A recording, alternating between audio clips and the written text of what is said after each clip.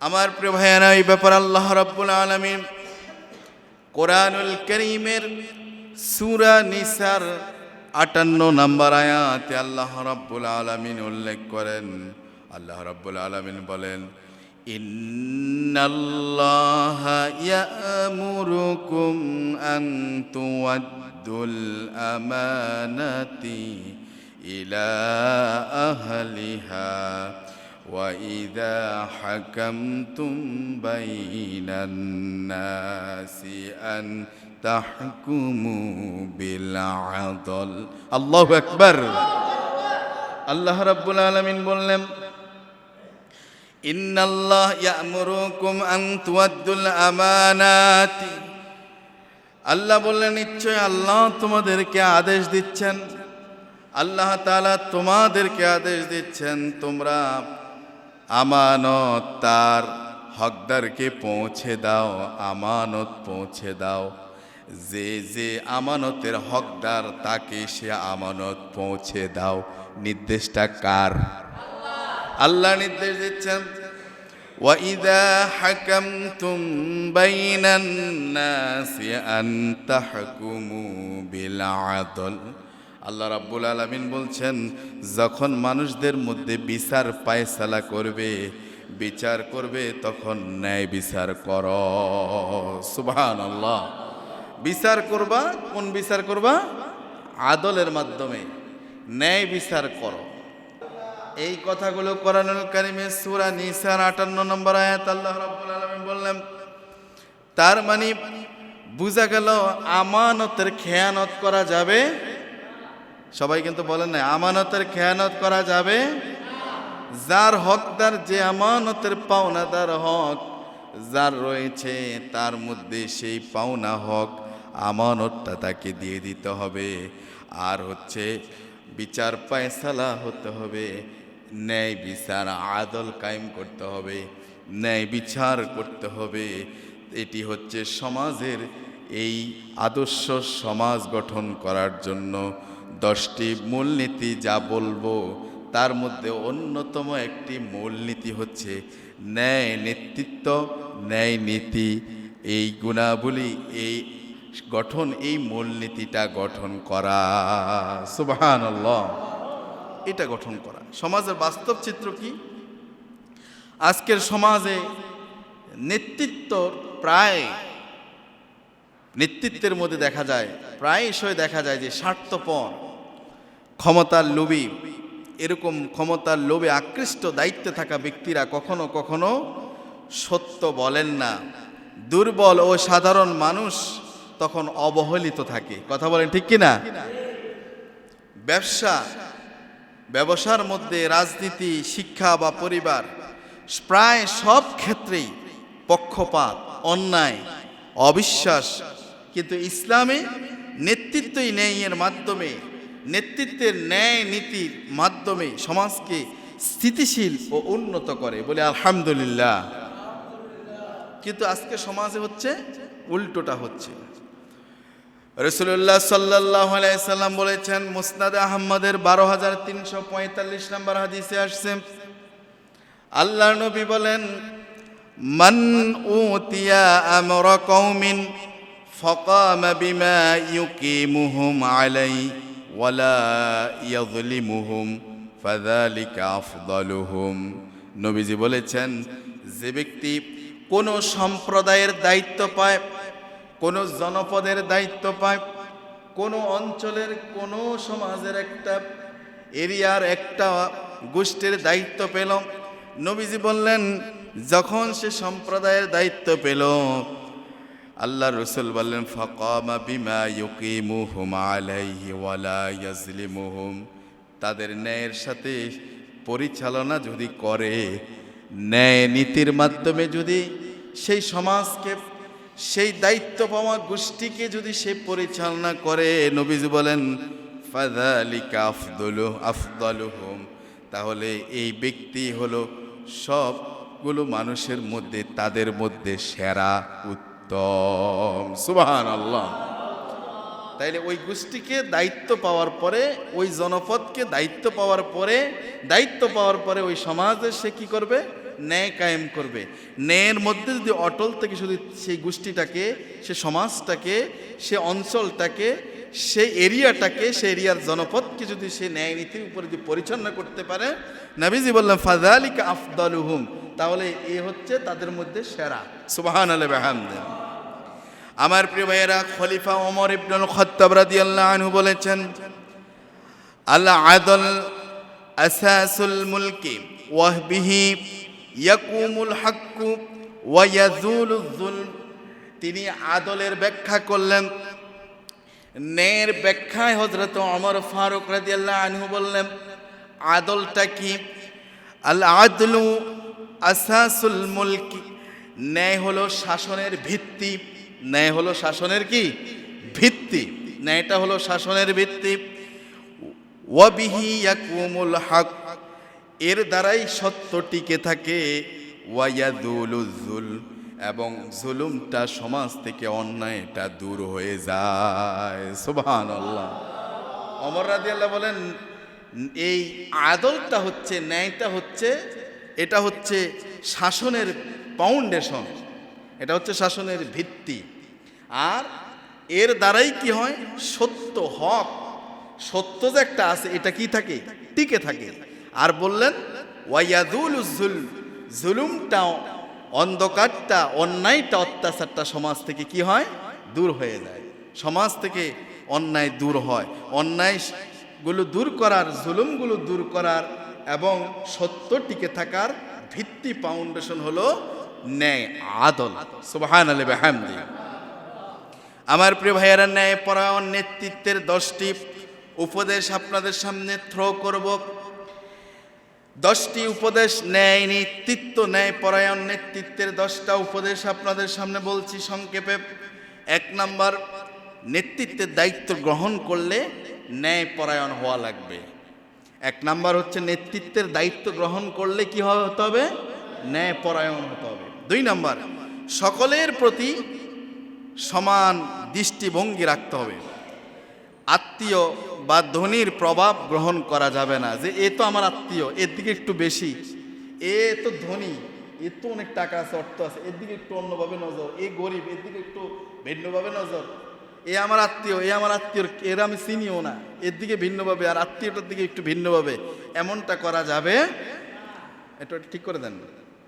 3 number, বিচার ও সিদ্ধান্ত নেওয়ার সময় সত্য ও প্রমাণের উপর নির্ভর করতে হবে। তিনি যখন নেতৃত্বে আসীন হবেন, তখন এই ন্যায়পরায়ণ এই ব্যক্তিটা বিচার ও সিদ্ধান্ত নেওয়ার ক্ষেত্রে সত্য ও প্রমাণ আদি দলিলিক প্রমাণ খুঁজবেন, এবং সত্য এবং দালিলিক প্রমাণের উপরে, সাক্ষ্যের উপরেই নির্ভর করে তিনি কি করবেন?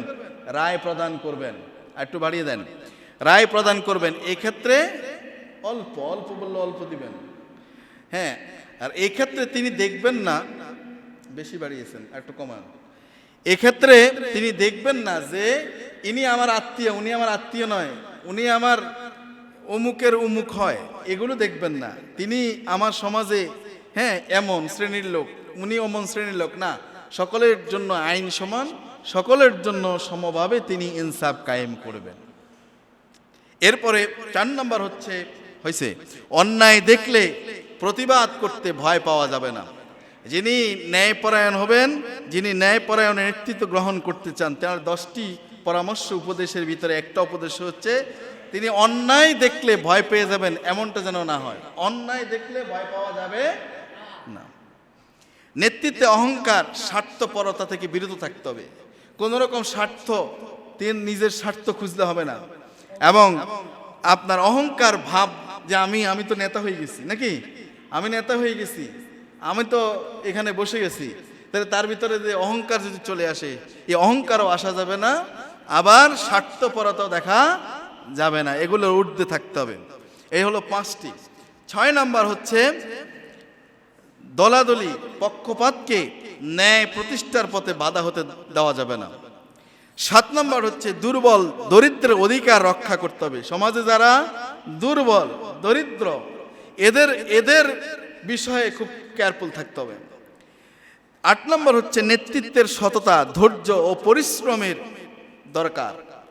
সততা, পরিশ্রম ধৈর্যের দরকার আছে, এগুলো তার থাকতে হবে, এগুলো তার সঙ্গী বানাতে হবে। 9 নম্বর হচ্ছে প্রয়োজনে সমালোচনা গ্রহণ করার মন মানসিকতা থাকতে হবে এবং সংশোধন হয়ে যাওয়ার মন মানসিকতা থাকতে হবে। আপনি নেতৃত্ব দিচ্ছেন, আপনার নেতৃত্বে ভুল আছে, কোনো একটা সাইডে ভুল করেছেন, এটা যখন জনগণ কি করবেন, এটা সমালোচনা করবেন, এই সমালোচনা আপনাকে হজম করার সেরকম মানসিকতা আপনার থাকতে হবে। আপনি যদি চিন্তা করেন এরা এই লোকটা আমার সমালোচনা করতেছে, এরা সমালোচনা করতেছে, এদেরকে ধরো, এদেরকে মারো, এদেরকে হত্যা করো, এদের নামে মামলা দাও, এদেরকে মামলা দিয়ে এদেরকে ঠান্ডা করে দাও, হ্যাঁ, এই যদি চিন্তা করেন তাহলে আপনি ইসলামী দৃষ্টিতে নেতৃত্বের যে কোয়ালিটি এবং যে গুণাবলী, এই গুণাবলী আপনার ভিতরে নেই। এবং আপনার ভিতরে কি করতে হবে, সমালোচনা গ্রহণ করার এবং সংশোধন হয়ে যাওয়ার। সমালোচনা করছে, আপনি দেখছেন যে হ্যাঁ আসলেই তো আমার কি ভুল, এখন আপনি এটা কি করবেন, সংশোধন হবেন, এরকম মন মানসিকতা হতে হবে। আর সবার জন্য কল্যাণকে লক্ষ্য করা, ব্যক্তিগত স্বার্থকে কখনো আপনার ব্যক্তিগত স্বার্থকে কখনো দেখা যাবে না। সবার কল্যাণ হয় কিভাবে, মঙ্গল হয় কিভাবে, এই বিষয়গুলো চিন্তা করতে হবে। রাসূলুল্লাহ সাল্লাল্লাহু আলাইহি ওয়াসাল্লাম বলেছেন, ন্যায়পরায়ণের ব্যাপারে আল্লাহর রাসূল বলেন, মুসলিম শরীফের 1758 নম্বর হাদিস, আল্লাহর রাসূল বলেন, ইন্না আ'যামা শাইইন আন ইয়াকুনাল কদি আদিলা। নবীজি বলেন, সবচেয়ে মহৎ কিছু হলো যেই বিচারক ন্যায়পরায়ণ হয়। ন্যায়পরায়ণ বিচারক হচ্ছে সুবহানাল্লাহ, ন্যায়পরায়ণ বিচারক হচ্ছে মহৎ একজন লোক। আলহামদুলিল্লাহ বলেন। কিন্তু আমার দেশে অনেক বিচারক আছে, তারা এই ন্যায়পরায়ণে আদল কায়েম করেন না, বরঞ্চ তিনারা বিক্রি হয়ে যান। তিনার টাকার কাছে, অর্থের কাছে, ক্ষমতার কাছে, শক্তির কাছে তিনারা বিক্রি হয়ে যান। আছে না নাই? আছে। তাহলে এই বিচারকের বেলায় বলা হয়নি, বলা হয়েছে যিনি ন্যায়পরায়ণ বিচারক তিনি হচ্ছেন সবচেয়ে বড় মহৎ। আলহামদুলিল্লাহ বলেন। নেতৃত্ব যদি সত্য, ন্যায়পরায়ণ এবং সততার সাথে যদি পরিচালিত হয়, সেই নেতৃত্বের মধ্য দিয়ে সমাজে শান্তি আসবে, স্থিতিশীলতা ও উন্নতি আনবে। আলহামদুলিল্লাহ। নেতৃত্ব যদি এই মানের হয়, তাহলে এই নেতৃত্বের মধ্য দিয়ে সমাজে শান্তি আসবে, স্থিতিশীলতা আসবে এবং মানুষের কল্যাণ আসবে, উন্নতি সাধন হবে। এবার আমি বলছিলাম 10টি মূলনীতি কোরআন থেকে। এই 10টি মূলনীতির একটা মূলনীতি পেলাম, যে আমরা পেলাম কি নেতৃত্বের কথা। আমরা এমন কোরআন আমাদেরকে বলেছে ন্যায়পরায়ণ নেতৃত্ব। বলেন কোন নেতৃত্বের কথা বললো? ন্যায়পরায়ণ নেতৃত্ব। এটা হলো 1 নাম্বার। এবার আসেন দ্বিতীয় মূলনীতি। দ্বিতীয় মূলনীতি হচ্ছে পারস্পরিক ভালোবাসা ও সহানুভূতি। পারস্পরিক কি ভালোবাসা ও সহানুভূতি। বলেন পারস্পরিক ভালোবাসা। সবাই বলেন আমার সাথে, বলেন পারস্পরিক ভালোবাসা এবং সহানুভূতি। এটা হচ্ছে দ্বিতীয় মূলনীতি। মুখস্থ রাখেন, মূলনীতিগুলো অন্তত মুখস্থ রাখেন। সেটা কি? পারস্পরিক ভালোবাসা ও সহানুভূতি কি? আল্লাহ পাক কোরআনুল কারীমে সূরা তাওবার 71 নম্বর আয়াতে বললেন। আল্লাহ রাব্বুল আলামিন কোরআনুল কারীমে সূরা তাওবার 71 নম্বর আয়াতে বললেন, ওয়াল মুমিনুনা ওয়াল মুমিনাতু বা'দুহুম আউলিয়াউ বা'দি ইয়া'মুরুনা বিল মা'রুফ ওয়া ইয়ানহাউনা 'আনিল মুনকার ওয়া ইউকিমুনাস সালাতা ওয়া ইউতুনাজ যাকাতা ওয়া ইউতিউনাল্লাহা ওয়া রাসূলাহু উলাইকা সায়ারহামুহুমুল্লাহ ইন্নাল্লাহা আজিজুন হাকিম। জোরে বলি আল্লাহু আকবার। আল্লাহ রাব্বুল আলামিন কোরআনুল কারীমের সূরা তাওবার 71 নম্বর আয়াতে বললেন, ভালো করে শুনেন, পারস্পরিক ভালোবাসা ও সহানুভূতি দ্বিতীয় মূলনীতি। আল্লাহ রাব্বুল আলামিন বললেন, ইমানদারগণ পুরুষ এবং ইমানদার নারীরা একে অপরের জন্য সহায়ক হবে, পারস্পরিক একে অপরের সহায়ক হবে এবং তারা ভালো কথার শিক্ষা দেবে। আল্লাহ রাব্বুল আলামিন বললেন, তা'মুরুনা বিল মা'রুফ, তারা সৎ কাজের, ভালো কাজের, কল্যাণ কাজের আদেশ করবে, একে অপরকে শিক্ষা দিবে। ওয়ায়ানহাউনা আনিল মুনকার, এবং মন্দ কাজ থেকে বিরত থাকবে, একে অপরকে খারাপ কাজ থেকে বিরত রাখার কথাই বলবে। আর নামাজ প্রতিষ্ঠা করবে। ওয়ায়ুকিমুনাস সালাহ, নামাজ কায়েম করবে। আর যাকাত প্রদান করবে। আল্লাহ ও তার রাসূলের নির্দেশ অনুসারে জীবন যাপন করবে। আল্লাহ রাব্বুল আলামিন বললেন, এদের উপরেই আল্লাহ তাআলা দয়া করবে। সুবহানাল্লাহ। আল্লাহ তাআলা বললেন যে এদের উপরেই, আল্লাহ বললেন আমি এদের উপরে কি করব? দয়া করব।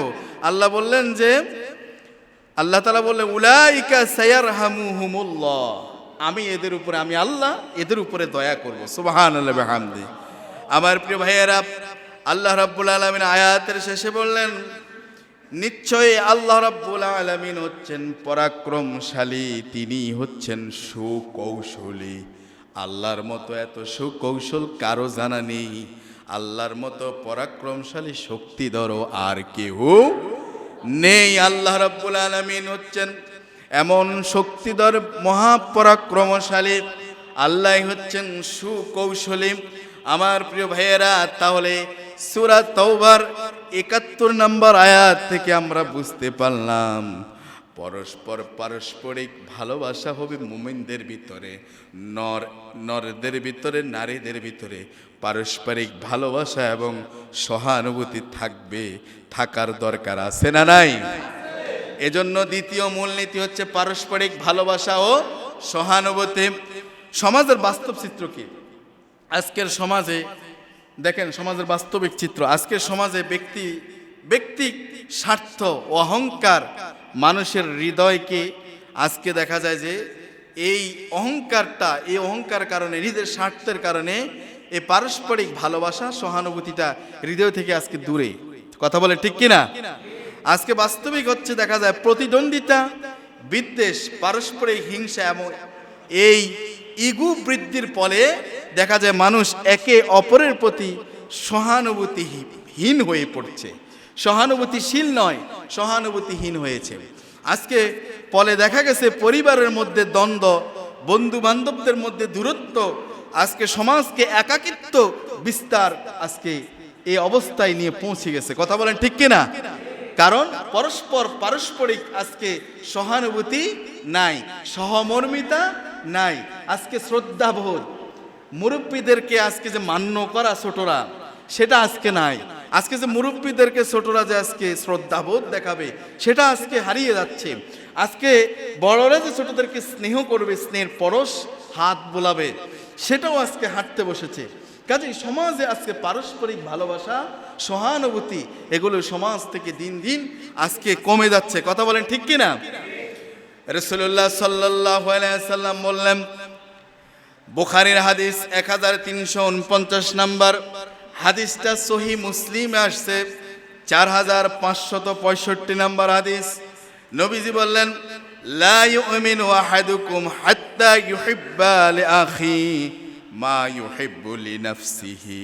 নবীজি বললেন, তোমাদের মধ্যে কেউ সত্যিকারের ঈমানই হবে না, ঈমানদারি হবে না, হাত্তা ইউহিব্বা, যতক্ষণ না সে তার ভাইকে ভালোবাসে, ভাইয়ের জন্য যা চাইবে, যেটা নিজের জন্য চাইবে সেটা তার ভাইয়ের জন্য চায়।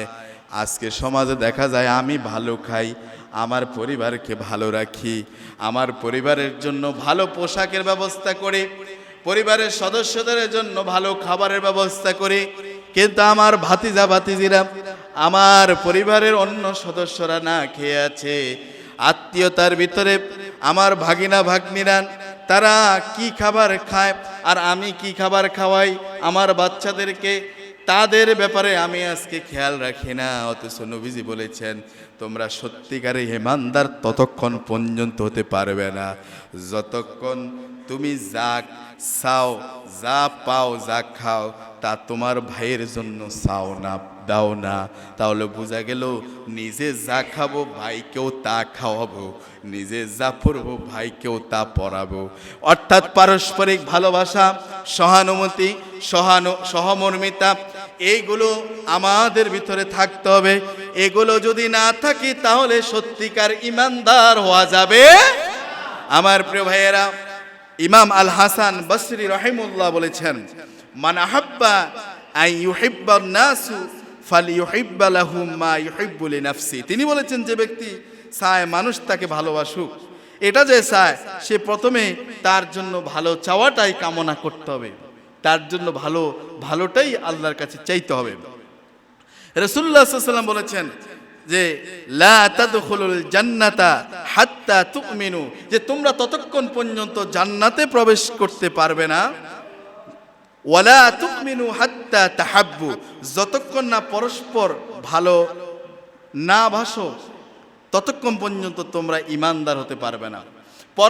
পরস্পরকে যতক্ষণ না ভালোবাসবে ততক্ষণ পর্যন্ত তোমরা জান্নাতে যেতে পারবে না, পর্যন্ত জান্নাতে যেতে পারবে না। আর তোমরা পরস্পরকে যতক্ষণ না ভালোবাসবে ততক্ষণ পর্যন্ত তোমরা ঈমানদার হতে পারবে না। এরপর বলা হয়েছে আওলা আদুল্লুকুম আলা শাইইন, আমি কি তোমাদেরকে এমন একটা আমলের কথা বলবো না? কে বলেন?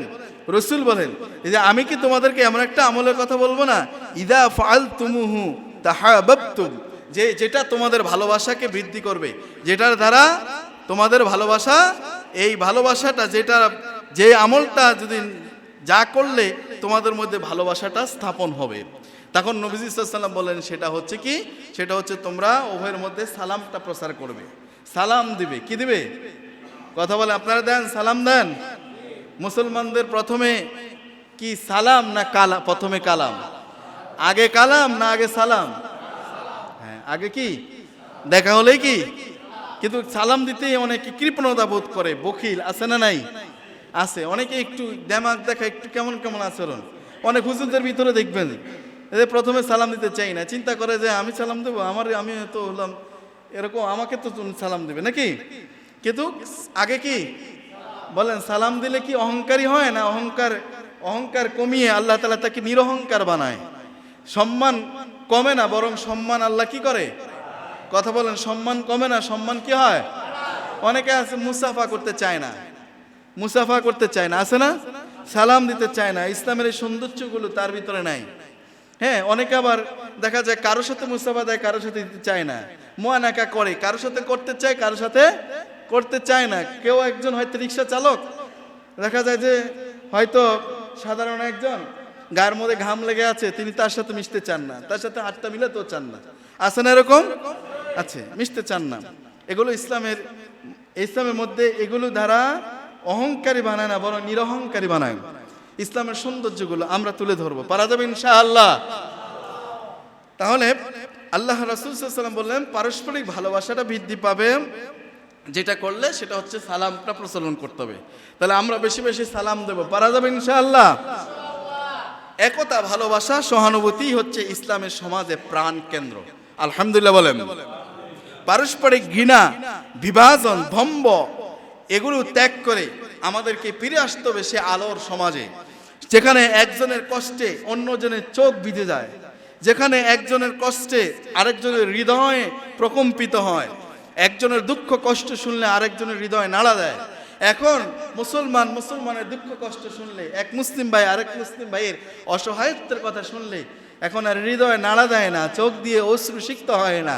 এখন আর একজনের ব্যথায় আরেকজন ব্যথিত হয় না।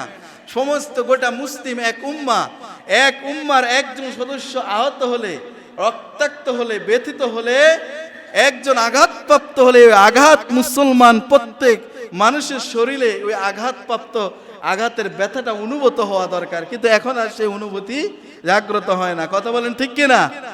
আমার প্রিয় ভাইয়েরা, আমরা ফিলিস্তিনে মুসলমানদের এই কষ্ট দেখলে আমাদের অনুভূতি জাগে, কিন্তু আমার সমাজেও যে অনেক মুসলমান ভাই যে কষ্টে আছে, অনেক মুসলমান ভাইদের উপরে যে নির্যাতন চলছে, সেই বিষয়ে আমাকে অনুভূতি, আমার ভিতরে অনুভূতি জাগ্রত হয় না। কথা বলেন ঠিক কিনা? আমার প্রিয় ভাইয়েরা, আল্লাহ রাসূল সাল্লাল্লাহু আলাইহি সাল্লাম হাদিসে এই বিষয়গুলো বলেছেন, আল্লাহ রাব্বুল আলামিন কোরআনুল কারীমে এই বিষয়গুলো বলেছেন। যেমন কোরআনের সূরা হুজরাতে আল্লাহ রাব্বুল আলামিন বললেন, ইন্নামাল মুমিনুনা ইখওয়াত, যে পরস্পর মুসলমান, নিশ্চয়ই মুমিনগণ পরস্পর হচ্ছে ভাই ভাই। মুমিনগণ পরস্পর কি? সবাই বলেন, মুমিনগণ পরস্পর কি? ভাই ভাই। সূরা হুজরাতের 10 নম্বর আয়াত আল্লাহ বলেছেন, আজকে সমাজে ভাই ভাইয়ের প্রতি হিংসা, প্রতিযোগিতা, ঘৃণা, শত্রুতা কমছে না বেড়ে গেছে? আপনাদের ধারণা কি কমছে না বেড়ে গেছে?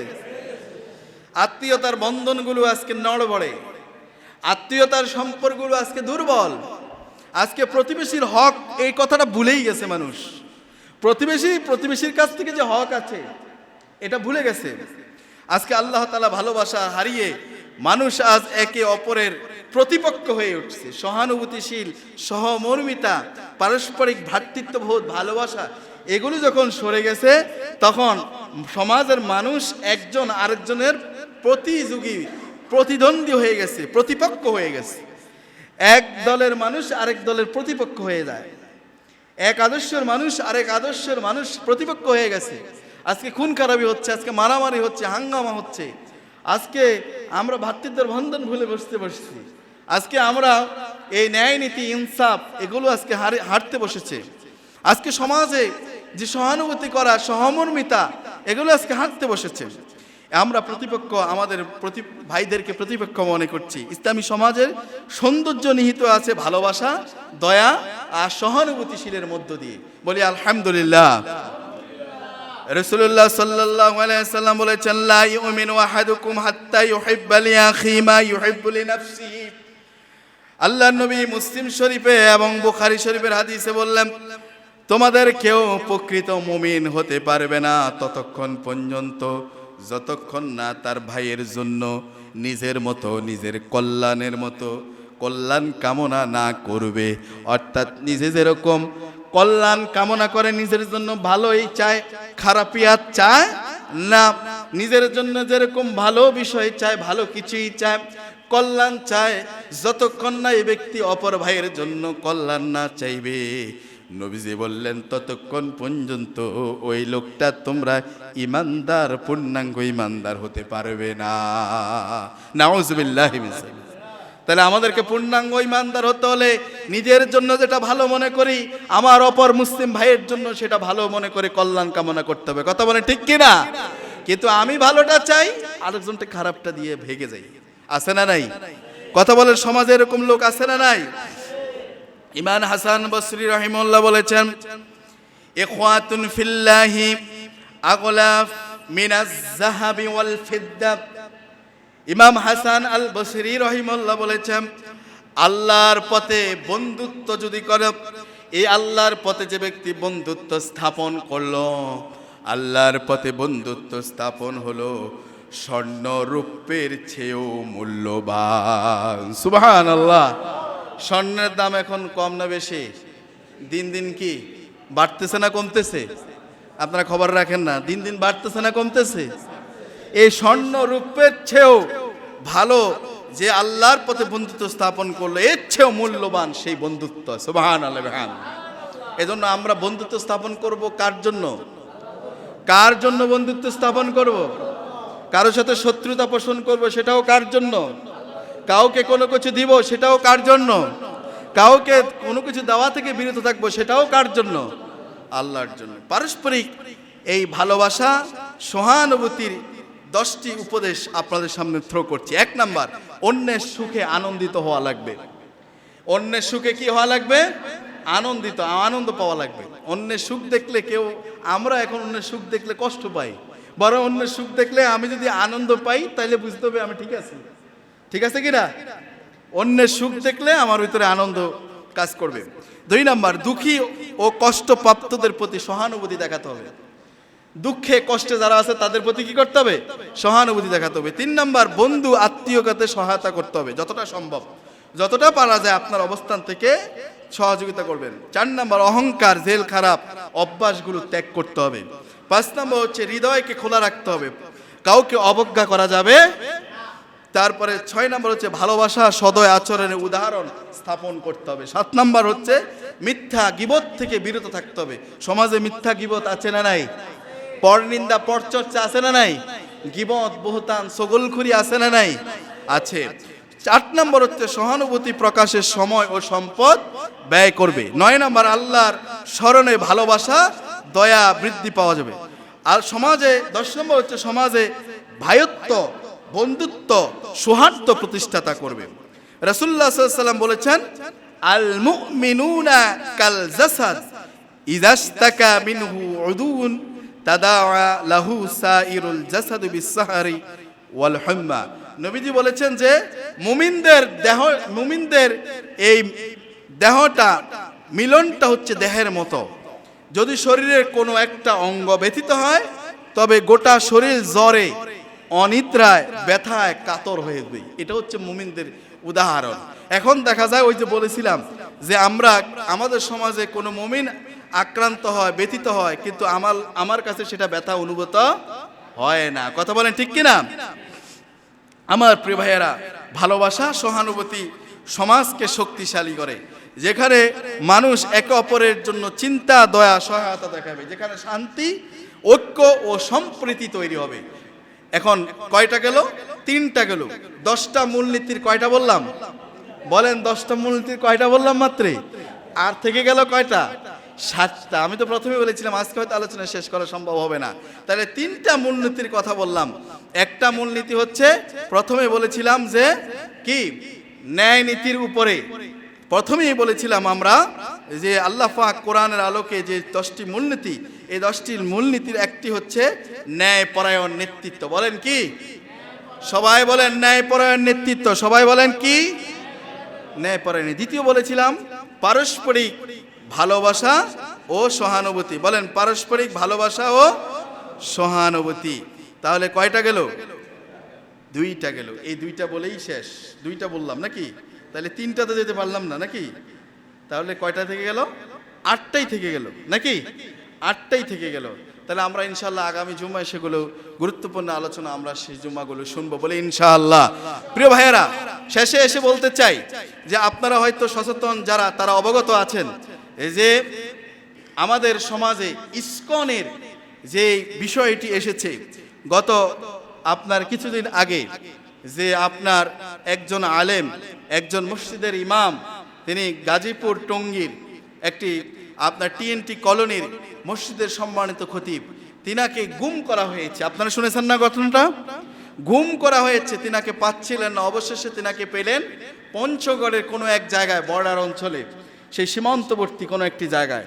তো এই যে তিনার নাম সম্ভবত মাওলানা মহিবুল্লাহ মিয়াজি। তো তিনাকে ইতিপূর্বে প্রায় 12টি চিঠি দেওয়া হয়েছিল এবং তাকে সতর্ক করে দেওয়া হয়েছিল এবং তাকে তার সত্য বয়ান, সত্য কথাগুলো তিনি যে বলছেন, তিনি যে প্রকাশ করছেন, এ থেকে বিরত থাকার জন্য তিনাকে হুমকি দেওয়া হচ্ছিল একের পর এক। এবং এক পর্যায়ে তাদের হুমকির আলোকেই তিনাকে কিডন্যাপ করা হয়েছে, তিনাকে গুম করে দেওয়া হয়েছিল। গুম করে তিনাকে ওই যে অতীতের ন্যায় হয়তো চেয়েছিল যে তাকে আমাদের প্রতিবেশী রাষ্ট্রে তাকে সেখানে দিয়ে আসবে, সেখানে নিয়ে দেবে। কিন্তু দেখা যায় যে হয়তো কোনো কারণে সম্ভবপর হয়নি।